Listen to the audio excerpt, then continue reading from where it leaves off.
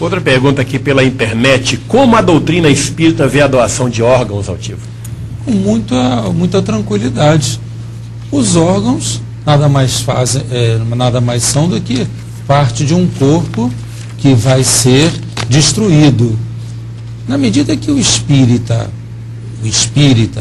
ele próprio sabe que o seu corpo ele vai ser destruído, ele naturalmente ele não vai se importar que aquela máquina que vai ser destruída seja, ou parte daquela máquina, seja utilizada em benefício de alguém que ainda permanece na Terra.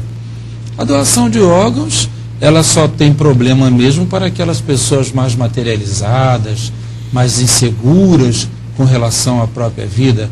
Há pessoas até que pensam que não devem doar órgãos porque o espírito vai sofrer. Sim, ele vai sofrer se ele for muito materializado. Mas se ele não for materializado, ele no máximo que ele vai sentir é o impacto do desligamento daquele órgão, do corte daquele órgão no seu primeiro momento.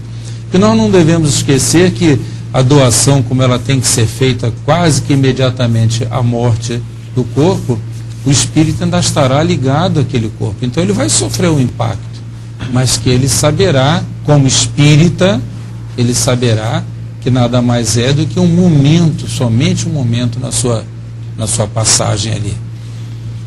Eu cometi a besteira que falei 22 de março, nós estamos em 22 de fevereiro, tá, gente? É o programa ao vivo que a gente vai fazendo aqui com toda a naturalidade e com direito a mancadas e tudo. De São Paulo, Pauliceia, a Ísola de Machado, ela pergunta o seguinte: só estudando e lendo, a gente, como espírita, obtém algum progresso? Sim, obtém-se o progresso intelectual, obtém-se o conhecimento. Mas, como todo o conhecimento, ele só tem validade, ele só tem capacidade mesmo quando nós o provamos, quando nós o experimentamos. Então, conhecer é uma fase do nosso progresso, aplicar é uma outra fase do progresso. Os amigos das religiões tradicionais, sobretudo do protestantismo, eles têm uma impressão que apenas o planeta Terra é habitado. Supõe-se que os outros bilhões de galáxias, de planetas, não servem para nada em termos de vida. E muitos deles fazem perguntas mais ou menos semelhantes a que o nosso querido Aparecido Luiz da Silva faz de Diadema, São Paulo. Na mudança dos anos, o aumento populacional, como correlacionar o aumento dos espíritos? Os espíritos, eles habitam em vários lugares.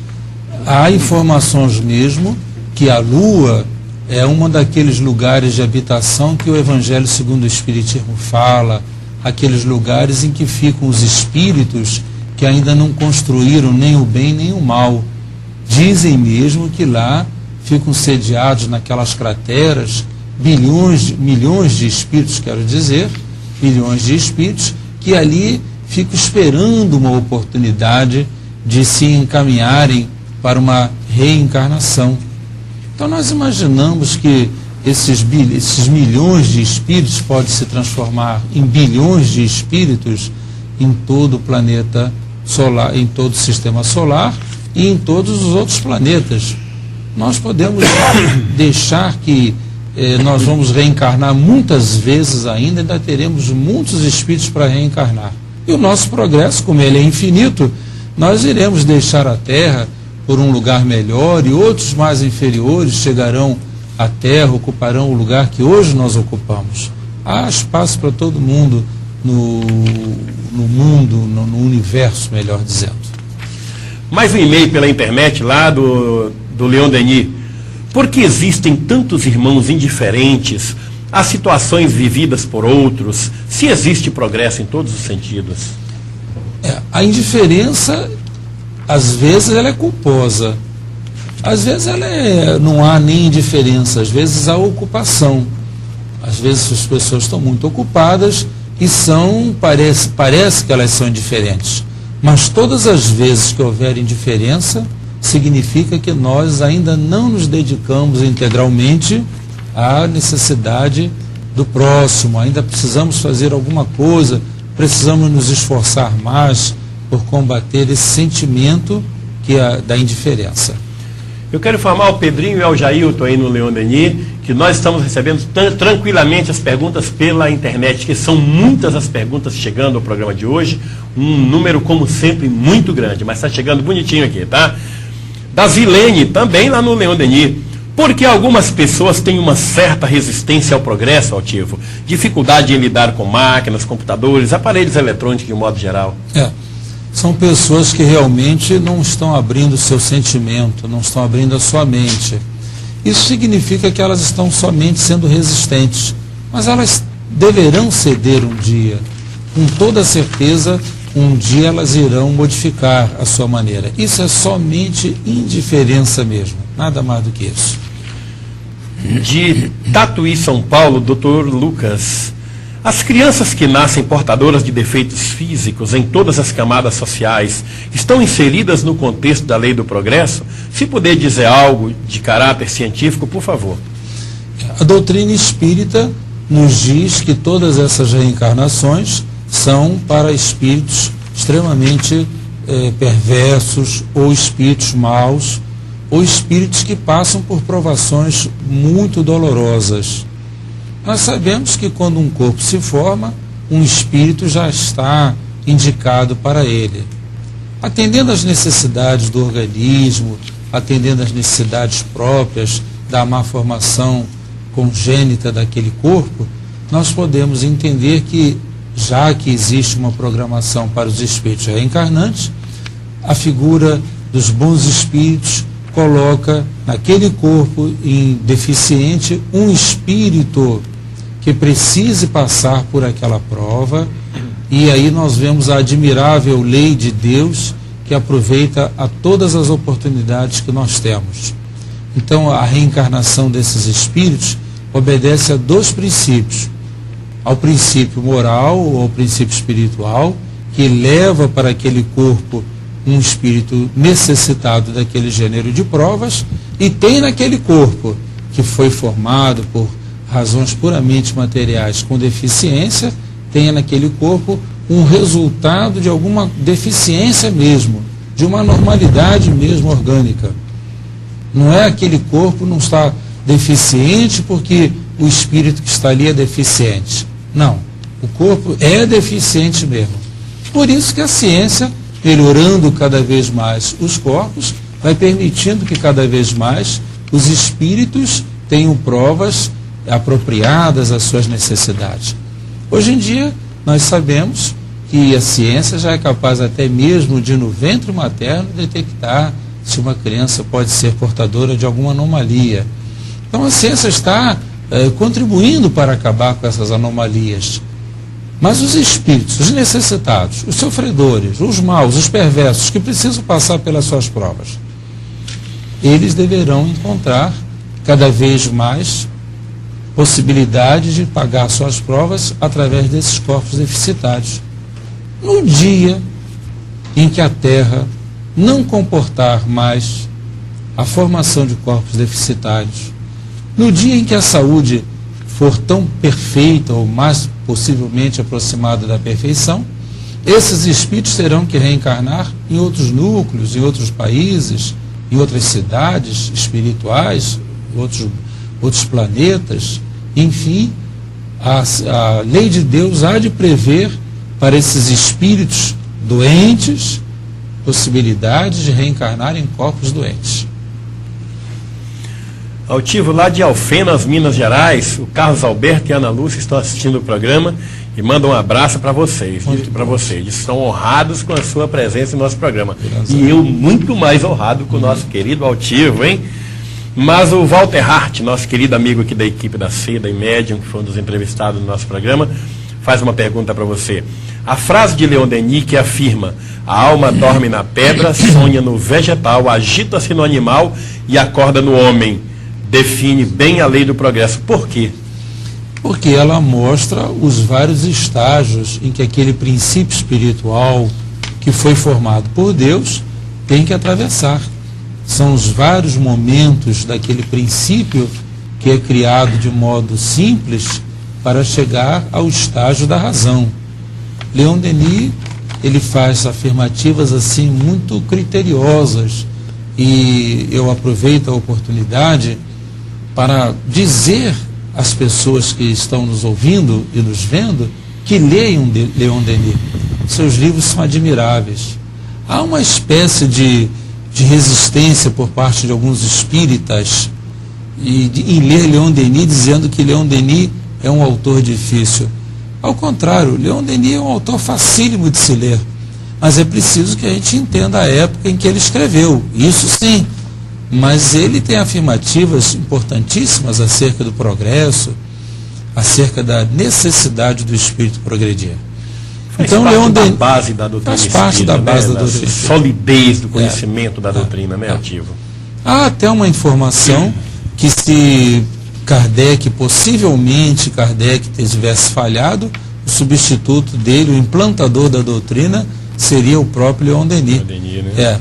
A gente sabe que um espírito da categoria de Kardec não teria falhas, mas a lei de Deus prevê tudo, claro, né? Sem que dúvida. Mergulhado no corpo a gente pode cometer algumas falhas.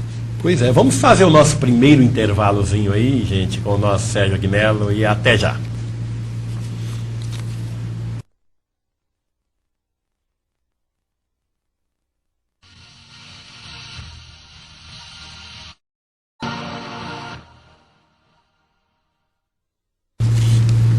Recebemos um fax da Câmara Municipal de Santos, em São Paulo.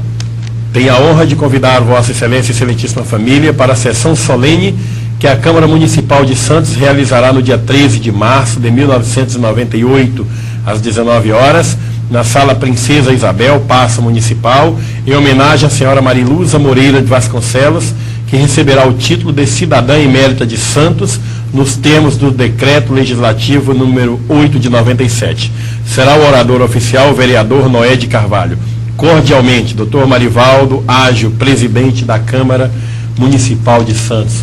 Eu acho que é uma homenagem muito justa pelo belíssimo trabalho que a querida amiga Mariluza, essa médium extraordinária, realiza. Quantas lágrimas a Mariluza não tem enxugado neste país, com os seus livros, com as suas palestras, com a sua experiência de vida. O meu abraço a Mariluza. Eu gostaria muito de estar aí em Santos, aí em São Paulo. Eu devo estar em São Paulo na semana antecedente, mas no dia 13 estarei em Belém do Pará, de 9 a 13 de março estarei em Belém. Não poderei estar, mas guardo de coração e agradeço por este convite maravilhoso. E vamos continuar respondendo as perguntas dos nossos telespectadores dirigidas ao amigo Altivo Panfiro, que hoje está em nosso programa, na continuidade do 14º Encontro Espírita sobre o Livro dos Espíritos, do Centro Espírita Leon Denis do Rio de Janeiro. O Altivo veio a Salvador, Altivo é o presidente do Leon Denis, exclusivamente para participar do nosso programa, e nós temos muita honra em recebê-lo. De Santa Catarina, da capital maravilhosa Florianópolis, a Maria pergunta: as pessoas mentem por variadas razões. Como é visto a mentira na evolução espiritual? Bom, se ela mente por compulsão, é uma coisa muito errada, é uma coisa que é uma necessidade de corrigir o seu próprio progresso. Mas às vezes as pessoas têm o hábito de inventar as coisas, parecendo ser o que elas desejariam que ocorresse, parecendo ser o que elas desejariam entender. Eu acho que a mentira é alguma coisa que precisa ser corrigida no homem. É a fantasia que o homem tem que corrigir dentro de si mesmo. Eu acho que só devemos só pensar nesse aspecto. É uma fantasia que precisa ser corrigida. Eu recebo aqui um fax interessante do consultório médico veterinário animal do Dr. Evandro Trachita, acho que é isso, Silva. De onde é? Que cidade é essa, meu Deus do céu? Nova Andradina, Mato Grosso do Sul. Eu gostaria de saber como é a reencarnação entre os animais e como funciona a sua evolução. Por exemplo, um lobo é mais evoluído espiritualmente que um cão. E como a doutrina espírita vê a eutanásia nos animais? O animal não tem vida moral. Então a eutanásia também não tem aquele aspecto moral que tem no ser encarnado, no ser humano, quero dizer. O animal, na medida que ele realmente está sofrendo, ele pode sofrer a eutanásia, porque não há uma vida moral nele. Agora, a reencarnação entre os animais, a doutrina espírita nos explica que são seres em evolução, que precisam voltar várias vezes para adquirir até mesmo aquilo que se chama de individualidade. Aquele princípio inteligente que está animando um corpo de animal, ele ainda está adquirindo a individualidade. Não se tem notícia de que um animal seja mais evoluído como princípio espiritual do que o outro. Notícias espirituais. Supõe-se, naturalmente, que um mamífero seja um princípio espiritual mais adiantado do que uma ave, até mesmo pelas funções mais nobres que o mamífero executa do que uma ave. Mas, daí a dizermos que o lobo é mais adiantado do que o cavalo, ou que o elefante seja mais adiantado do que o macaco, não existe nenhuma informação precisa a esse respeito. Vamos ficar com a ideia geral que a doutrina espírita nos dá, de que o princípio inteligente que foi criado por Deus está adquirindo individualidade através das reencarnações como animais.